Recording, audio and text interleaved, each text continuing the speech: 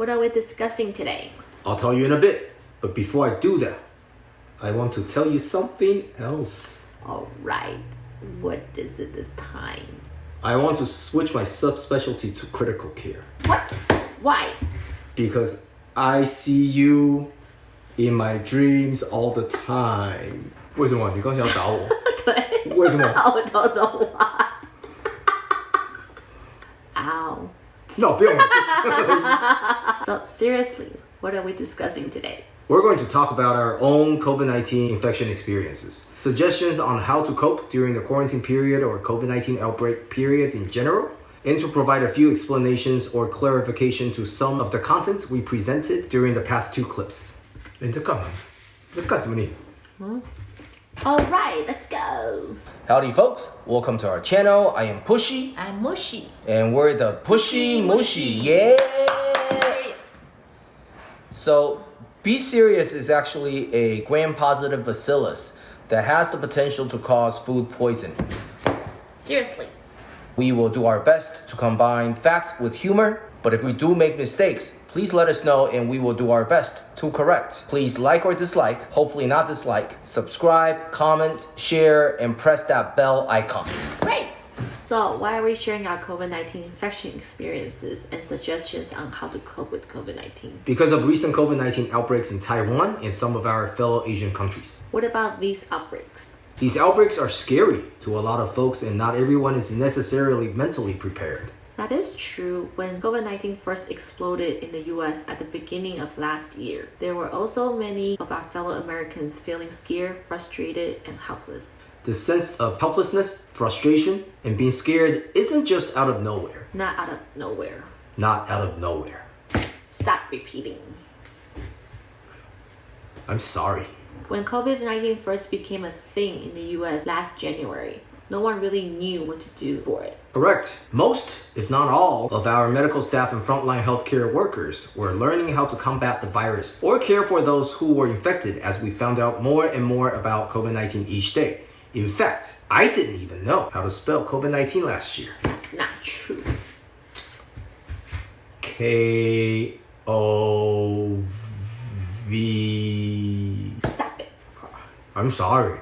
As a country, cases and mortality increased rapidly and many of us were scared. Especially during the beginning of the pandemic, when testing, personal protective equipment, and treatments or care were not always available everywhere in the country. Correct. Pushy is a fairly chill guy, but even he at the time followed strict rules both at work and home. That's right. I would always strip naked.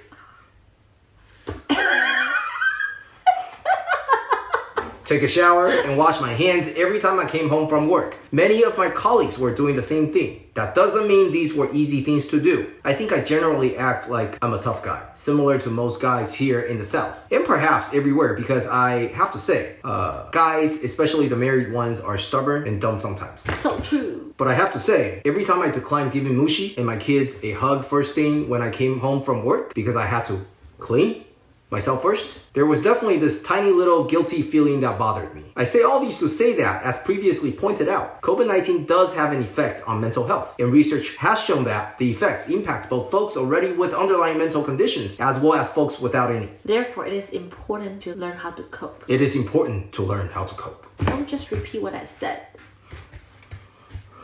I'm sorry. So, no matter how much we hate COVID-19, it is here. During quarantine time, either because of infection or outbreaks or following traveling related guidelines in order to minimize spread of infection, there is a lot of stress. It is not fun to quarantine. It makes us feel lonely and isolated. Heck, some would even say that social distancing and mask wearing make us feel the same. Regardless of which COVID-19 related activities make us feel lonely and isolated, there is a few things we can do in order to help our mind not burn out, at least to a certain degree. Number 1, take regular breaks with subjectively fun activities, of course. Number 2, try to eat as balanced of a diet as possible. Number 3, rest well. Number 4, exercise regularly. And number 5, stay connected with your family and friends. Make a phone call, do FaceTime, write a letter to folks important to you. Prior to COVID-19, many of us were busy to the point where we rarely had time for ourselves, our family, and our friends. COVID-19 is obviously not something I wish had happened, but in reality, it does give us an opportunity to reconnect with folks, even if not face-to-face. Try to listen actively to those whom you connect with. It is a good way for you to know that you're not alone and that in fact many people are also not used to COVID-19 and perhaps stressed about it. Next, we're going to share our COVID-19 infection experiences. When were you tested positive for COVID? December of last year. Was that the first time you got tested? Nope. Due to different symptoms at other times and work-related needs, I was tested multiple times before December, but was never positive until December. How did you feel when you found out you were positive for COVID-19? I was not scared, to be fair. I had very mild symptoms like body aches and dry cough, but nothing worse in my opinion. I actually thought I was really lucky. I took care of hospitalized COVID-19 patients since day one in January, and I did not get infected until December? Come on. I consider that as a blessing to a certain degree because I honestly thought I should have gotten infected a long time ago, and even multiple times. But no, I got infected in December when I finally knew I could be vaccinated very soon. Because Pushy was infected, me and the kids were tested, and all of us got COVID-19. How did you feel when you found out about our positive test? I was extremely guilty. I blamed myself multiple times. I asked myself, why wasn't I just a little bit more careful? I knew I was going to be vaccinated soon. Why wasn't I just a bit more cautious before getting vaccinated?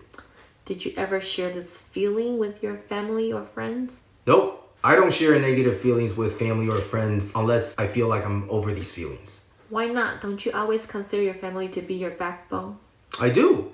But we also get back pain at times, if you know what I mean. The way I view my relationship with my family is that at this point of my life, I take care of folks and I have the responsibility to make my family feel as secure as possible. Therefore, my personality is always to share good news in a non-cocky fashion, and I keep bad news to myself. This does not mean this is the right way. I'm simply telling you how I function. How did you feel when you found out you were infected? Nothing in particular. I have faith that you would do what is best for us.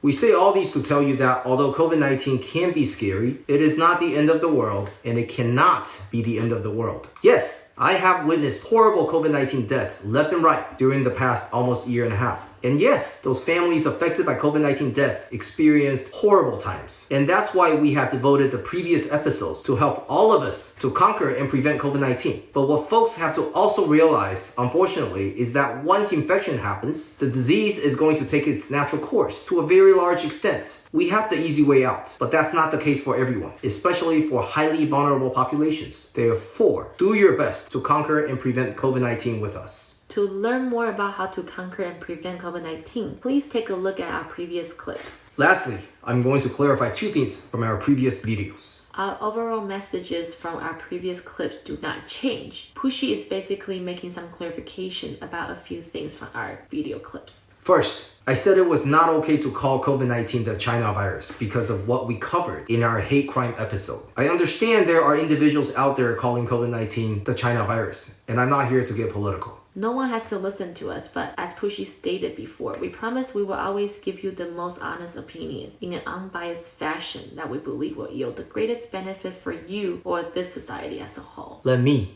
ask you a question.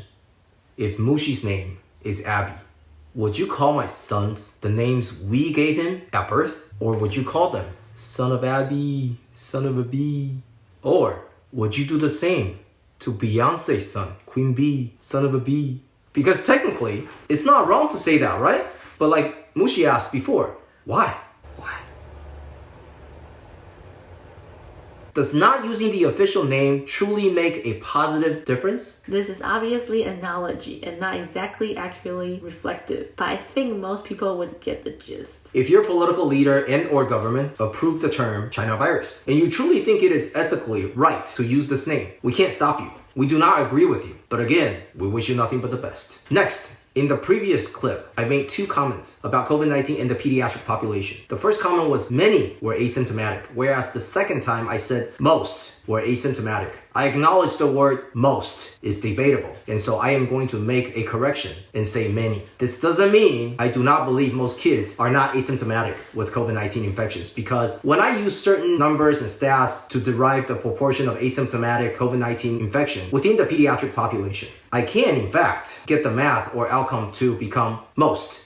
However, since the true incidence of pediatric COVID-19 infection is unknown, one can certainly use other numbers to say most pediatric COVID-19 infections are not asymptomatic. The purpose of our videos is to generate a discussion and reflection to a certain extent, but not to answer all questions. In this context, it is easier to just say many instead of most in order to convey a message that is far more important than the technical details. Hence, Pushy making his clarification. I say this with sincerity and humbleness, that I welcome and appreciate all constructive feedback. So thank you all for watching and commenting, either publicly or privately. We're the Pushy Mushy. Thanks for watching.